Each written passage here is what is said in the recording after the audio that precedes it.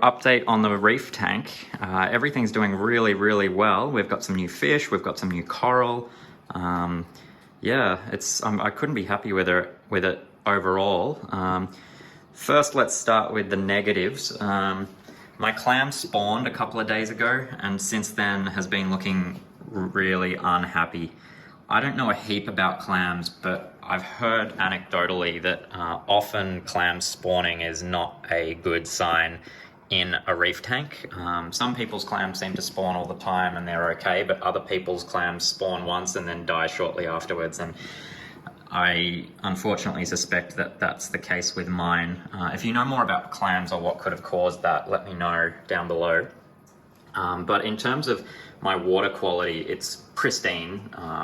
Like I've had ICP testing done recently, plus lots of my own testing to validate that as well. And there's nothing of concern. Everything is pretty much exactly where I would want it. The only thing is my nitrates and phosphates are really, really low, but I'm feeding the tank heavily and I'm gonna just increase that even more until I get a phosphate reading.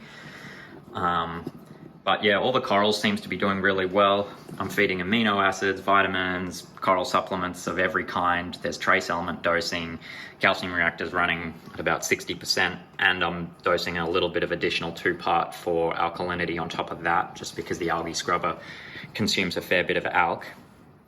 But yeah, as you can see, all my SPS is doing really, really nicely. Huge polyp extension everywhere. I'm getting growth on all of my new frags. You know, even some of these wild colonies, or that's a frag off a wild colony, and it's got, you know, huge polyp extension. And then here's another one here, really good polyp extension. So yeah, I'm really happy with the way that all the corals are doing. Everything's responding well. You know, the acans are all looking super puffy. Gold torch is looking good. Please don't melt. Anyone knows Australian gold torches, they're just notorious for keeling over and melting for no reason. There's my strawberry shortcake, again looking really good. We've got a new fish, the convict tang, who's hiding back there. He only went in yesterday, so still a bit shy. And this lineatus wrasse, which I really like as well. Again, a bit shy because he only went in yesterday, came out of TTM.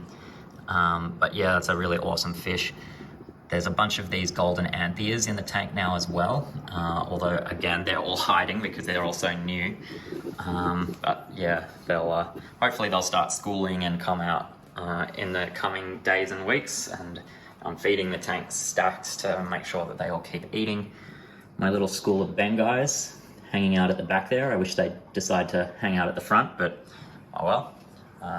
This hammer here is new, got that from Reef Galleria the other day. In fact, there's new coral everywhere in this tank. There's this alveo here is new. This one's new. Heaps of these SPS frags are, well, some of them are old, some of them are new, like that wild cut ones there, and there. And you know, I've got a piece of PC rainbow up there in the middle, you can see, and red polyp Dallas on the back there. But yeah, overall the tank's doing really, really well. I've just done a little bit of maintenance on it. So I cleaned the skimmer and I cleaned the algae scrubber. Roller mat's doing its thing, don't need to do much maintenance on that, although it's pulling slightly to the right on my tank a little bit. I'm working with Eric to try and figure that out and fix that.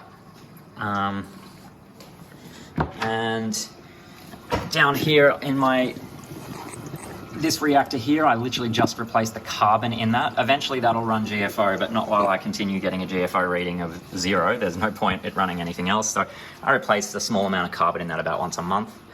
Calcium reactor doing its thing. Currently running at 59% and just barely being able to keep up at 59%, keeping my alkalinity at about 7. I could have, of course, run it higher, but I'm happy with it running at that speed for now. And I need to refill this reservoir. This was full of alkalinity, just bicarb. There's only a dribble left in it, so that's due to be replaced. I'll do that next. This is a reagent for the KH lab, which is doing really well. Automatically testing my alkalinity every 2 hours. I'm also running this Calclosa reactor, which is currently running 100% of my ATO top-off needs. So that's additional alk and calcium dosage on top of the calcium reactor and the bicarb in here. So plenty of dosing going on right now. And the Reef Anabolics trace range here is doing 3 ml a day. And my most recent ICP test validated that none of my trace elements are elevated. Some of them are slightly depleted, so I can probably increase that dosage from 3 ml a day to a little bit higher if I wanted. But yeah, I think the tank's looking fantastic. Let me know down below if you've got any questions. I'm more than happy to answer them in the comments. What do you think, Nemo?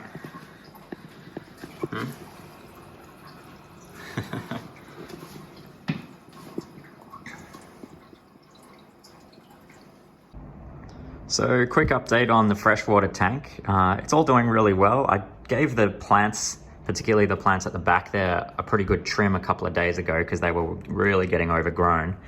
Unfortunately, my auto sinkless jumped at some point in the last week, which is a bit sad.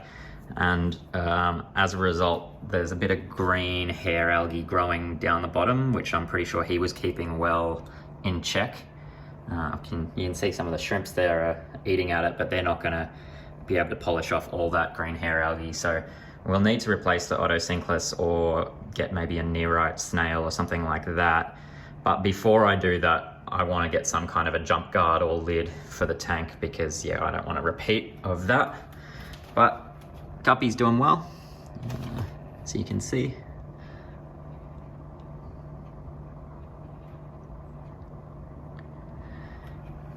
And the air plants that I've got growing on the back are looking really good as well. I'm pretty happy with them too.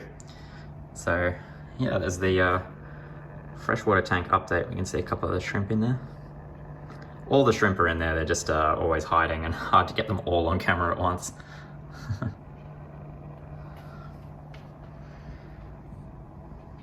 So as you can see from the video I've got on screen, there's massive acro colony, which is obviously dead, was looking a bit brown and dirty, and it was actually on the counter of my LFS. Now this is not a wild colony, this is actually a tank grown colony that was apparently grown from a small frag over a large number of years.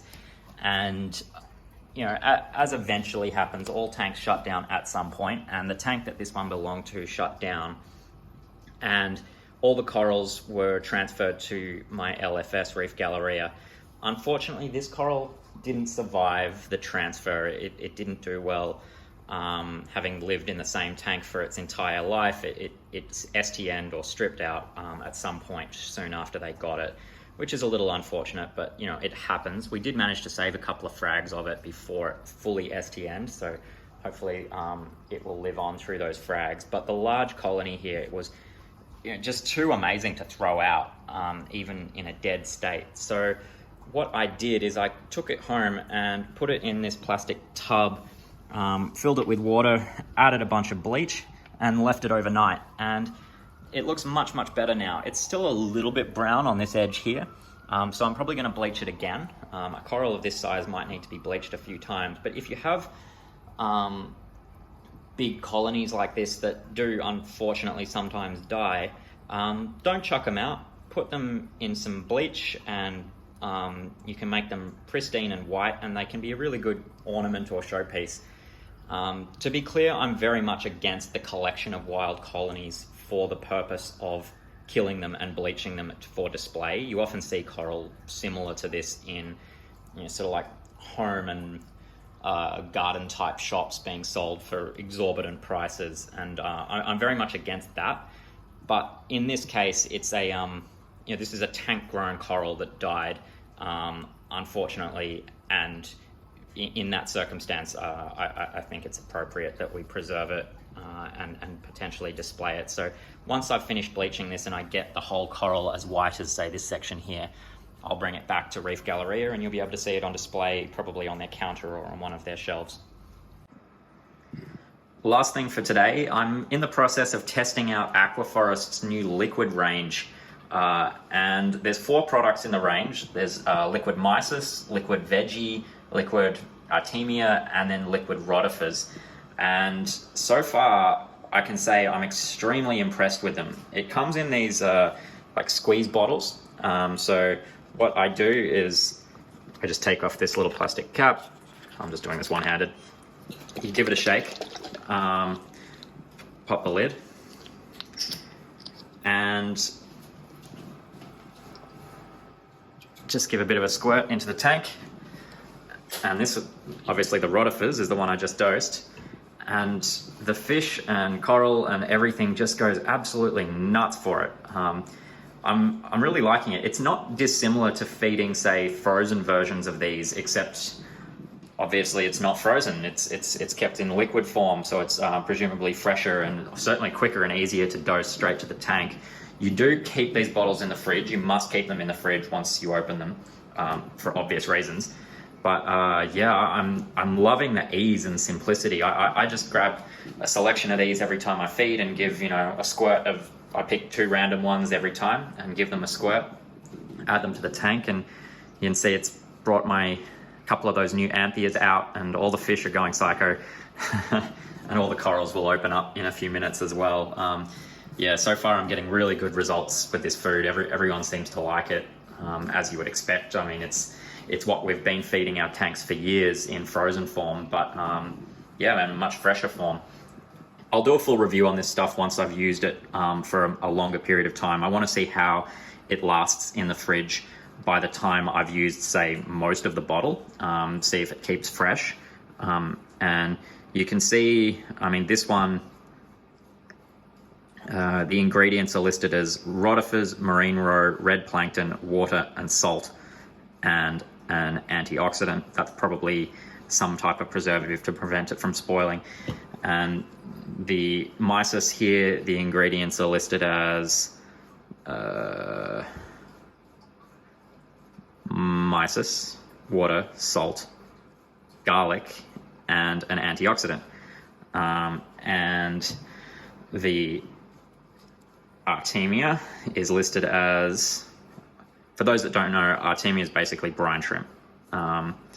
That's the scientific name. So there's the specific type of brine, water, garlic, salt, and antioxidant. So they're all the same, just obviously with a different ingredient as per the label. And the veggie one is spinach and sea algae. I'm told that the sea algae is nori. So it's spinach, nori, water, salt, and antioxidant. Interestingly, the liquid one, so the liquid veggie one comes with an extra 50 ml. I don't know if that's temporary or permanent, but they're all the same price. Just this one comes a bit bigger. My tangs really like this one, although I do still feed nori on a clip. But yeah, just mixing all of these together and pouring them in the tank, the reaction from everything in the tank is, undeniable.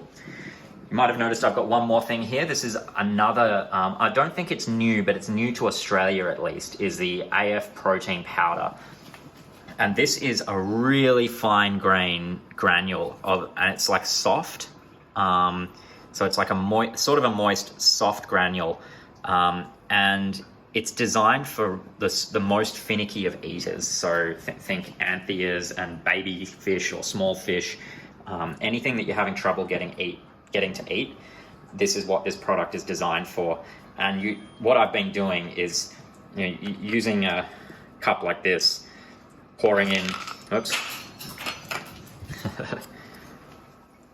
a small amount of this protein power food, mixing it with either one of these liquid foods or with just tank water, depending on what I'm feeding at the time, and then pouring it into a wave maker, and it stays suspended in the water column. I'll give you an example. Really well. So you can see as I release it, it gets taken by the wave maker and the fish will all go after it. So there we go. As the wave maker speeds up, it'll all get drawn into the wave maker and then shot across the tank. And I've only been feeding it for a few days so far, but I'll let you know if I see my antheas, which are brand new. They only went in the tank yesterday, if I see them going after it. But I have high hopes that this will be a good dry food that I can feed for fish like antheas and things like that. But yeah, as I said, not a review. I've only had these products for a very short time so far, but I'll cover them in more detail in a future video. But anyway, that's all for today. A bit of a varied video today across a few topics and tank updates and things like that. But I know these types of updates are popular. People always want to know how the tank's going. So comment down below if you've got any questions. Let me know if you've got any ideas for future videos or what you want me to cover. Don't forget to like and subscribe. My name is Marcus, and you've been watching the Reef Nerd YouTube channel. Bye for now.